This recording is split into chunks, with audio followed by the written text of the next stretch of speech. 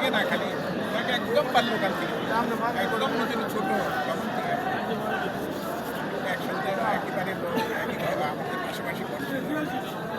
এখন তো এক একজন এক জায়গায় চলে গেছে। ওনাদের জন্ম থেকে ওনাদের 3টা বোন ছিল, চকলেট আপা, ভিটি আপা, ডাক্তার, আর ফুল আপা। চকলেট আপার আসলে আমাদের প্রসিদ্ধ আপা, আর ওনার ভিটি আপার নাম ছিলেন আপা, আর ওনার আসল নাম হলো খালেদা খানম। এখন বর্তমানে রাজনৈতিক হিসেবে বেগম খালেদা জিয়া। আমি দোয়া করার জন্য আমি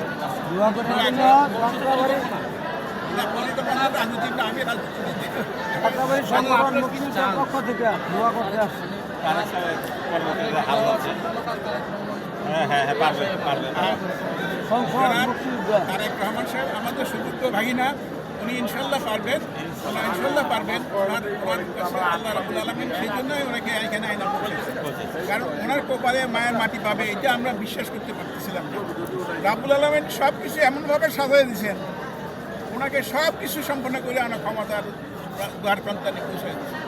এখন আমরা সকলে বাংলাদেশের সকল জনসাধারণের কাছে আমার বিশেষ করে অনুরোধ থাকবে যে খালেদা জিয়া যে ভিশন ছিল, সেই জন্য ওনার সন্তান, বড় সন্তান হিসেবে জনাব তারেক রহমান সাহেব যেন সন্তান করতে পারেন এবং বাংলাদেশে ইসলামিক মুসলমান 95% মুসলমান, এই মুসলমানের দেশে ইসলামিক শাসনকে চালু করে দেবেন, সেই জন্য ওনার কাছে অনুরোধ থাকবে।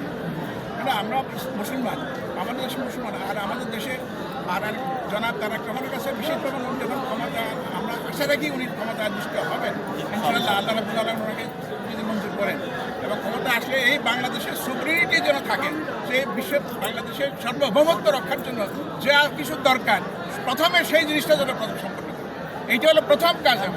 তারপরে ডেভেলপমেন্ট, আগে সার্বভৌমত্ব, তারপরে ডেভেলপমেন্ট। এই দেশের সার্বভৌমত্ব অতি জরুরি হয়ে পড়েছে আমাদের জন্য। আমরা 20 কোটি মুসলমান আছি, এখানে 20 কোটি লোক আছে। আমরা কিসের ভয়?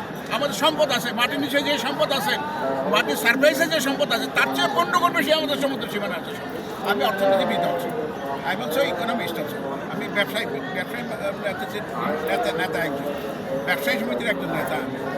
আমি জানি অর্থনীতি বাংলাদেশের কী সম্পদ উঠাতে দিচ্ছে না, ব্রিটিশ শক্তিরা আমাদের সম্পদকে এক্সপ্লয়েট করতে দিচ্ছে না।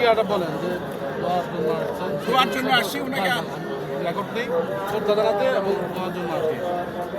জি বলেন। আমি দোয়ার জন্য আসছি, দোয়া করে গেলাম আল্লাহ রাব্বুল আলামিন যেন বেগম খালেদা জিয়া এবং শহীদ জিয়াউর রহমান সাহেবকে জান্নাতুল ফেরদৌসের উচ্চস্থ স্থানে অধিষ্ঠিত করেন, এইটাই আমাদের।